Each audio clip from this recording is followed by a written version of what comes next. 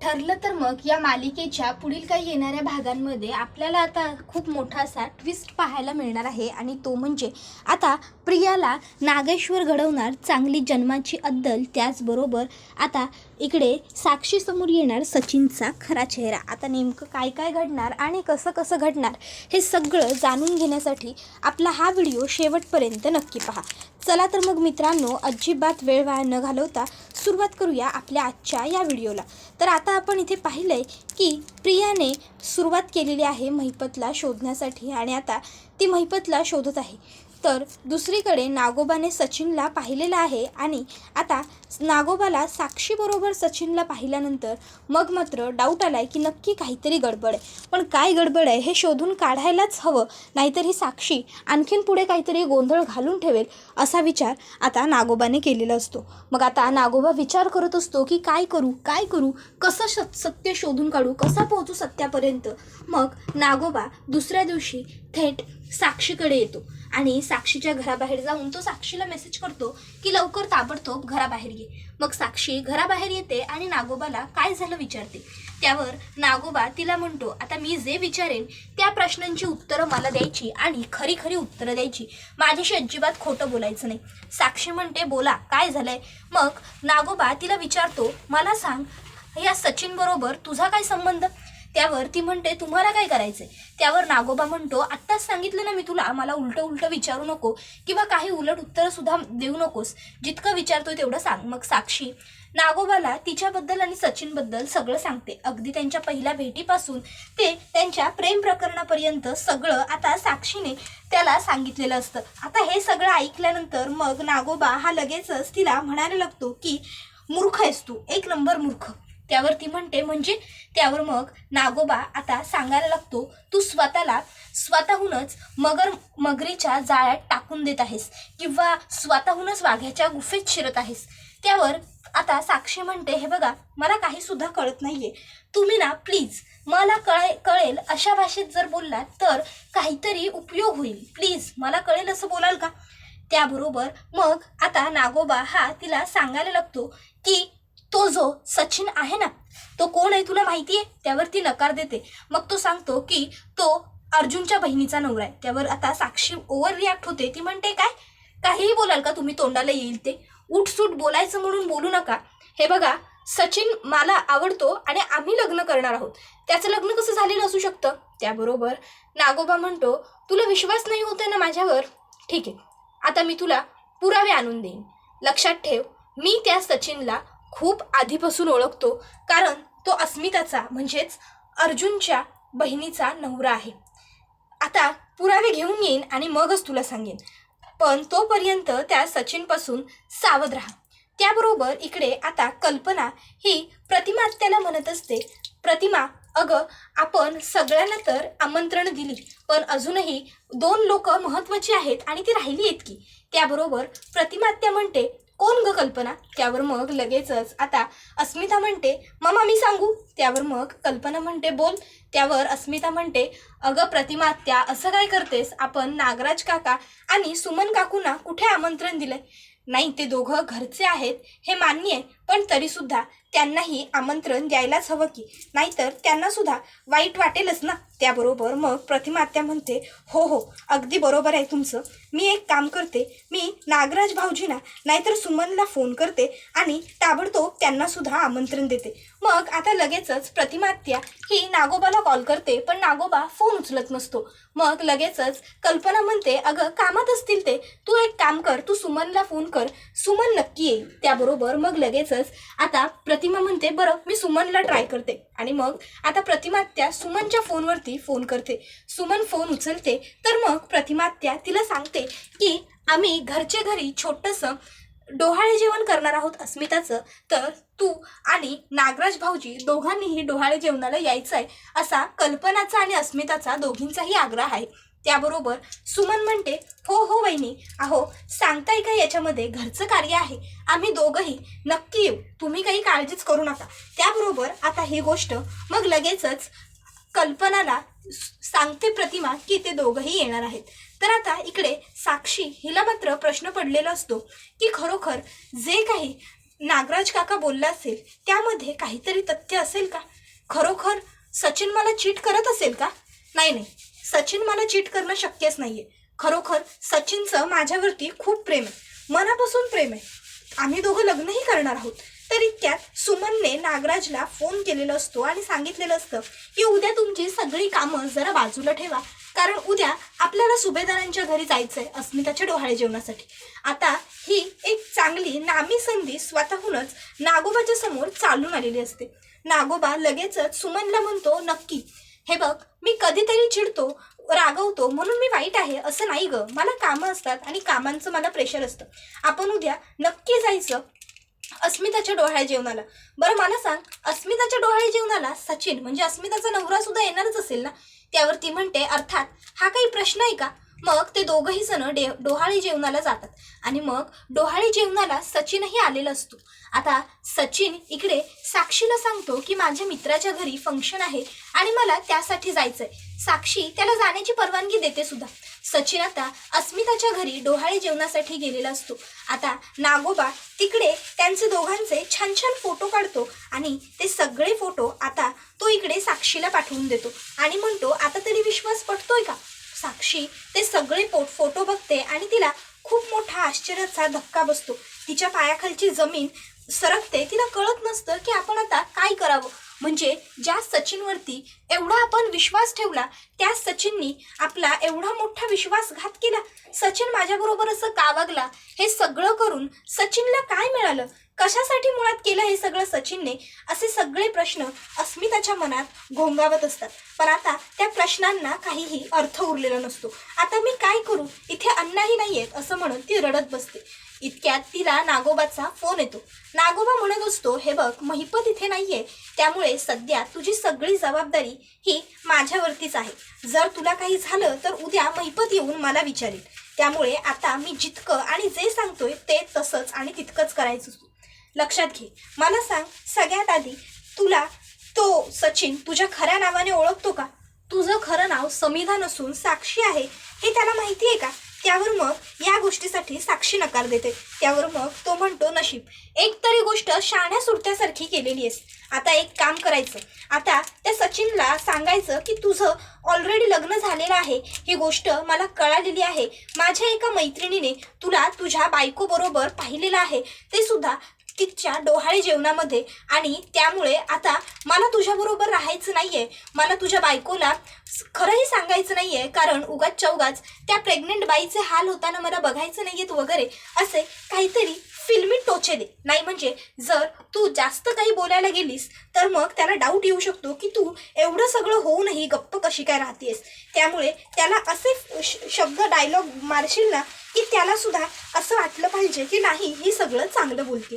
त्यावर ती म्हणते, ठीक आहे, तुम्ही म्हणाल तसं मी करते, पण मी काहीही झालं तरी त्या माणसाला इतक्या सहजासहजी सोडणार नाही. त्या सचिनने माझी फसवणूक केली, या साक्षीची. आजपर्यंत ह्या साक्षीला ना कोणी फसवू शकलंय ना कोणी रडवू शकलंय, आणि या सचिनने माझी फसवणूक केली.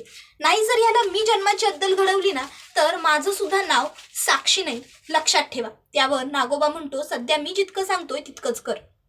मग आता साक्षी ही सचिनची खूपच जास्त वाट बघू लागते. तिला असं झालेलं असतं की कधी एकदाचा सचिन येतोय आणि कधी एकदाचं मी त्याला हे सगळं सुनावतीये. मग आता सचिन हा आलेला असतो. सचिन आल्याबरोबर साक्षी ही त्याला म्हणायला लागते, लाज नाही वाटली निर्लज्ज माणसा? माझी फसवणूक करतोय, स्वतःच्या बायकोची फसवणूक करतोयस, का वागतोयस हे सगळं का? त्याबरोबर सचिन म्हणत असतो, एक minute Sam, what's wrong with you? काय झालंय? तू हे माझ्याबरोबर असं का बोलतेस? सचिन आता दाखवत तर असतो की तो घाबरलेला नाहीये, पण मनातून तर तो पक्का जाम घाबरलेला असतो. कारण सचिनला वाटत असतं ही मस्करी करत असेल तर ठीक, पण जर हिला माझ्याबद्दल खरंच कळालं असेल तर खूप मोठी गडबड होऊन जाऊ शकते. सचिन म्हणतो, सॅम, आज तू माझा फसवायचा प्रयत्न करतेस का? पण एक गोष्ट लक्षात ठेवा, मी फसणार नाहीये आणि राहिला प्रश्न तू मला चिडवण्याचा किंवा काहीही बोलण्याचा, तर मुळात माझं लग्नच झालेलं नाहीये. माझी बायको माझ्या पुढ्यात उभी आहे आणि तिला अजून दिवस गेलेले नाहीयेत माझ्यामुळे. नाही म्हणजे जर तुला घाई झाली असेल तर इट्स फाईन, ठीक आहे, चांगलीच घाई आहे, पण आजूबाजून आपल्या तसं काही तर झालेलं नाहीये असं म्हणत आता सचिन हा साक्षीला जवळ खेचत असतो. खरं तर तो तिला पटवण्याचे प्रयत्न करत असतो, पण साक्षीला आता सचिनचं खरं रूप कळालेलं असतं, त्यामुळे ती काही त्याला पटत नसते. तर दुसरीकडे आता अस्मिताचं डोहाळे जेवण जे असतं ते पूर्ण झालेलं असतं, त्यामुळे अस्मिता ही खूपच जास्त खुश असते. पण सायली ही तिच्या डोहाळे जेवणाला नव्हती या गोष्टीची एक खंत अस्मिताच्या मनामध्ये राहून गेलेली असते. अस्मिता म्हणत असते, सायली असती तर खूप आनंद झाला असता मला, नाही म्हणजे सायलीने खूप प्लॅन केले होते माझ्या डोहाळे जेवणाचे म्हणून. त्याबरोबर आता कल्पना ही तिला सांगत असते की हे बघ अस्मिता, आता ती नव्हती म्हणून उगाचच्या उगाच नाराज होण्यापेक्षा तुझं डोहाळे जेवण झालं याच्यात तू आनंद मान ना. आणि तसंही सायली नाहीये या गोष्टीचं दुःख आम्हा सगळ्यांनाच आहे, पण काय आहे ना, सायली गेली आहे तिकडे सुद्धा शुभ कार्यच आहे आणि आपण तुझं डोहाळे जेवण हे एवढ्या घाईघाईत उरकलं कारण आपल्याला तुझी प्रीमॅच्युअर डिलिव्हरी होईल की काय याची शक्यता वाटते ना. जर तसं काही झालं तर उगाच तुझी हौस अपूर्ण राहून गेली असती ग, म्हणून आम्ही हा सगळा घाट घातला. तर दुसरीकडे आता सचिन हा साक्षीला म्हणत असतो, Sam what's wrong with you, काय झालंय काय तुला, तू इतकी बदलून कशी काय गेलीस. आणि माझी सॅम माझ्यावरती संशय घेते, माझ्यावरती, सचिनवरती, how it's can possible Sam. त्याबरोबर ती म्हणत असते, शट अप, तुला कळतंय का तू अजूनही माझ्याशी किती खोटं बोलतोयस, लाज नाही वाटत का रे तुला, एवढं खोटं बोलायला गट्स मुळात येतात कुठून रे. मला तर ना निर्लज्ज असशील तू असंच वाटतंय, पण नाही, निर्लज्जांच्या पुढे जर जाऊन एखादी पायरी असेल ना तर ती सुद्धा क्रॉस केली आहेस तू. अरे नीच माणसा, मला तर फसवतोयस पण स्वतःच्या त्या बायकोला फसवताना लाज नाही वाटत जी तुझ्या बाळाची होणारी आई आहे. अरे का खोटं वागतोयस तू एवढं तिच्याबरोबर. एक बायको असताना, ती प्रेग्नंट असताना दुसऱ्या बाईबरोबर असं रिलेशनमध्ये राहतोयस, शी. नाही नाही, काहीही झालं तरी मी सुद्धा एक बाई आहे आणि एका बाईचा संसार उद्ध्वस्त करून स्वतःचा संसार थाटावा इतकी नीच वृत्ती माझी बिलकुलच नाही आहे. त्यामुळे आत्ताच्या आत्ता तू इकडनं चालता हो, मला तुझ्याबरोबर कुठलं रिलेशनही ठेवायचं नाही आहे आणि कसले संबंधही नको आहेत. त्यावर सचिन म्हणत असतो, सॅम अगं काय बोलतेस तू हे बघ प्लीज. त्याबरोबर आता ती म्हणत असते, शट अप, आणि मला सॅम नाही म्हणायचा. त्याबरोबर मग मात्र आता सचिनची टूप पेटते आणि सचिनच्या लक्षात येतं की नाही, खरोखर साक्षीला आपलं खरं रूप कळालेलं आहे आणि आता मग तो गप्प बसतो. त्याबरोबर ती म्हणत असते, काय झालं आता, का बोलती बंद झाली, आता पटलं का मला तुझं खरं रूप समजल्याचं. सचिन निर्लज्ज आहेस तू, निर्लज्ज. अरे बावळटा, इतकी चांगली ती तुझी बायको असेल, तिला वाटत असेल की माझा नवरा बिचारा किती काम करतोय, किती कष्ट करतोय, एवढे दिवस माझ्याशी खोटं बोलत होतास काय, तर म्हणे मित्राच्या घरी जेवून आलो, काय तर म्हणे मित्राच्या घरी कार्यक्रम होता, काय तर म्हणे मित्र आउटिंगला जाऊया म्हणाले. अरे असं कसं होईल, एवढे दिवसानंतर तू US वरून जेव्हा परत येतोस तेव्हा तुझी फॅमिली सोडून तुझे मित्रच तुला आउटिंगला घेऊन जातात, तुझी फॅमिली तुला जेवायला घरी बोलवायचं सोडून तुझे मित्र तुला घरी जेवायला बोलवतात, हाऊ इट्स पॉसिबल. पण तरीही मी शंका नाही घेतली, मला वाटलं जाऊ दे, कायम US मध्ये राहिलेला आहे, तिकडचं कल्चर फॉलो करतो, तसाच राहतो, तसाच वागतो, असं सगळं मी स्वतःच्या मनाला समजावत राहिले. पण नाही, तो माझा निव्वळ मूर्खपणा ठरला ना. बरोबर ना, तू तर मला मूर्खच समजत होतास आणि बनवतही होतास एवढे दिवस. पण आता नाही, माझ्या स्वतःच्या मैत्रिणीने तुझ्या आणि तुझ्या बायकोच्या फोटोजवरती सगळं काही पाहिलेलं आहे. त्यावर तो म्हणतो, फोटोजवरून तू हे सगळं बोलतेस, अगं कोणीतरी मला फसवायला सुद्धा हे सगळं करू शकतं ना सॅम. त्यावरती म्हणत असते, बास झालं सचिन प्लीज, आता तरी अजून खोटं बोलू नकोस ना माझ्याशी. लक्षात ठेव, तुझी जी बायको आहे ना, तिच्या आईच्या रिलेटिव्समध्ये आहेत माझ्या मैत्रिणीची आई, त्यामुळे माझी मैत्रीण तिकडे गेली होती आणि तिने सगळं बघितलंय. त्याबरोबर मग मात्र आता सचिनकडे गप्प राहण्या वाचून दुसरा कोणताही पर्याय नसतो. सचिनला आता साक्षी घराबाहेर हकलवून देते, तर पुन्हा कधी माझ्या घरात येऊ नकोस असं सुद्धा खडसावून सांगते. तर दुसरीकडे आता प्रिया महिपतला शोधण्याचं काम काही बंद करत नसते. प्रियाला खात्री असते की महिपत हा तुळजापुरातच आहे आणि जर महिपत तुळजापुरात आहे तर मग मी महिपतला सोडणार नाही, मी महिपतला पकडणारच, ही अशी तिने शपथच घेतलेली असते जवळपास. त्यामुळे मग आता ती महिपतला शोधण्याचं काम सुरूच ठेवते. आता ती विचार करते की काल रात्री तो नागेश्वर एवढा कुणाला जेवण घेऊन जात होता, ते पहिलं शोधून काढलं पाहिजे. आणि मग प्रिया आता वास काढतीये ही गोष्ट नागेश्वरच्या लक्षात आलेली असते. मग नागेश्वर हा आता महिपतकडे येतो आणि महिपतला विचारतो की ती पोरगी कोण आहे जी तुमचा वास काढते. अशी गोरीपान उंच सडक बारीक अंगाची पोरगी. त्याबरोबर महिपत म्हणतो ती चुचुंद्री. त्याबरोबर आता लगेचच नागेश्वर म्हणतो काय म्हणालात, कोण आहे ती. त्याबरोबर महिपत म्हणतो तिचं नाव प्रिया आहे, तिला मीच आणलं होतं आणि आता माझ्याच डोक्याला ताप होऊन बसली आहे ती पोरगी. पण ती पोरगी काहीही झालं तरी माझ्यापर्यंत पोहोचता कामा नये. त्यावर नागेश्वर म्हणतो मग मोकळं करू का तिला पिंजऱ्यातनं. त्यावर महिपत सांगतो नाही, मोकळं करू नको, तिला फक्त धमकी दे, कारण ती खूप चिवट पोरगी आहे. मग नागेश्वर काळजी करू नका, काय करायचं ते मी बघतो, एवढं बोलून तिकडनं निघतो. आता महिपत विचार करतो की कितीही काहीही झालं तरी जर प्रियाने ठरवलंय की ती मला शोधून काढणार तर ती मला शोधण्याचे 100% प्रयत्न करणार. त्यामुळे मला आता इकडनं पळायला हवं, मला फार काळ इकडे थांबता येणार नाही. त्यानंतर आता महिपत पळण्याचा प्रयत्न करत असतो आणि इतक्यात प्रियाच बरोबर त्याला बघते. आता प्रिया त्याला जसंच बघते तशी लगेचच प्रिया त्याला म्हणते थांबा. आणि मग आता प्रिया ही त्याच्या जवळ चाललेली असते. इतक्यात आता प्रिया हिचा फोन वाजतो. फोन वाजल्यामुळे प्रिया फोनवरती बोलायला लागते. फोन हा दुसरा तिसरा कोणाचा नसून नागोबाचाच असतो. नागोबा तिला विचारत असतो की काही कळालं का महिपतबद्दल. त्यावर ती म्हणत असते की हो मी शोधतच आहे, प्रयत्न सुरू आहेत. इतक्यात आता लगेचच नागेश्वर हा महिपतला स्वतःच्या जवळ खेचून घेतो आणि आता तो महिपतला अलगच त्या बाजूनी दुसऱ्या एका बाजूला घेऊन जातो आणि म्हणत असतो सांगितलं होतं ना आम्ही तुम्हाला, तुम्ही काहीही काळजी करू नका म्हणून, आम्ही सगळं सांभाळून घेऊ. मग तरीही तुम्ही हा आताथाईपणा कशाला केला. हे बघा इथे लगीन घर आहे म्हटल्यावर लोकांची वर्दळ आहे. कोणी जर आपल्याला हे असं बघितलं ना तर खूप मोठी गफलत होऊ शकते. त्यामुळं लक्षात ठेवा, आता आम्ही सांगेपर्यंत तुम्ही सुद्धा कुठे हलू नका. आणि मग नागेश्वर त्याच्या माणसांना सांगतो की प्रियाला चांगला दम द्या, धमकी द्या की पुन्हा या बाजूला फिरकायचं नाही. मग आता नागेश्वरची माणसं प्रियाला जाऊन धमकी देतात की लग्न तिकडेच्या बाजूला सुरू आहे, तिकडे राहायचं, इकडे यायचं नाही, इकडे आमचं काम चालतं. त्याबरोबर पुढे प्रिया म्हणते जर आले इकडे पुन्हा तर काय कराल. त्यावर नागेश्वरची माणसं सांगतात हे जे तोंड दिलंय ना देवाने चुरू बोलायला ते नष्ट करून टाकू आणि तुला पिंजऱ्यातनं मोकळं करू. प्रिया म्हणते काय. त्यावर ते म्हणतात वरती पाठवू ढगात. मग मात्र प्रिया घाबरते आणि तिकडनं निघते. आता प्रिया तेवढ्यापुरतं त्यांना तर घाबरवल्यासारखं दाखवते, पण प्रिया घाबरलेली नसते. उलट तिला प्रश्न पडलेला असतो की नागेश्वरच्या माणसांनी का हकलवलं नाही. म्हणजे लगीन घर आहे म्हटल्यावर सगळी माणसं सगळीकडे जाणारच, वर्दळ सगळीकडे असणार. मग तरीही नागेश्वरच्या माणसांनी असं का केलं हा खूप मोठा प्रश्न आता प्रियाला पडलेला असतो. प्रिया विचार करते जर नागेश्वरची माणसं हे असं वागतायत तर नक्कीच यामागे काहीतरी गोड बंगाल नक्कीच आहे. म्हणजे नागेश्वरचा आणि महिपतचा सुद्धा कदाचित काहीतरी संबंध असू शकतो.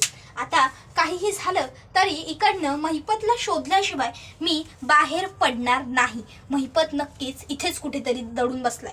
तर इकडे आता सचिनला सुद्धा शॉर्लेट टेन्शन आलेलं असतं की बाप रे, साक्षीला माझ्याबद्दल सगळं सत्य समजलंय, आता मी काय करू. आता जर हिने बाहेर हे सगळं आणलं तर मला खूप महागात पडेल, मला अस्मिता जीवानिशी मारेल, मला अर्जुन या सगळ्या प्रकरणात अडकवेल, मी उगाच या सगळ्याच्या फंद्यात पडलो वगैरे वगैरे. आता बरेच विचार सचिनच्या मनामध्ये फिरत असतात. काय करावं हे सचिनला सुचत नसतं. या सगळ्या पेचातनं बाहेर कसं पडावं या सगळ्याचा विचार तो करत असतो. त्याबरोबर आता हा व्हिडिओ इथेच संपतो. व्हिडिओ आवडला असेल तर व्हिडिओला लाईक करा, चॅनलवर नवीन असाल तर चॅनलला सबस्क्राईब करा आणि बेल आयकॉन आठवणीने प्रेस करा, जेणेकरून तुम्हाला पुढच्या प्रत्येक व्हिडिओचं नोटिफिकेशन मिळत जाईल आणि सर्व व्हिडिओंचा आनंद हा अगदी उत्तम पद्धतीने घेता येईल. चला तर मग मित्रांनो, आजच्या पुरतं इथेच थांबूया. पुढचा व्हिडिओ येईपर्यंत या व्हिडिओचा छान पद्धतीने आनंद घेत राहा.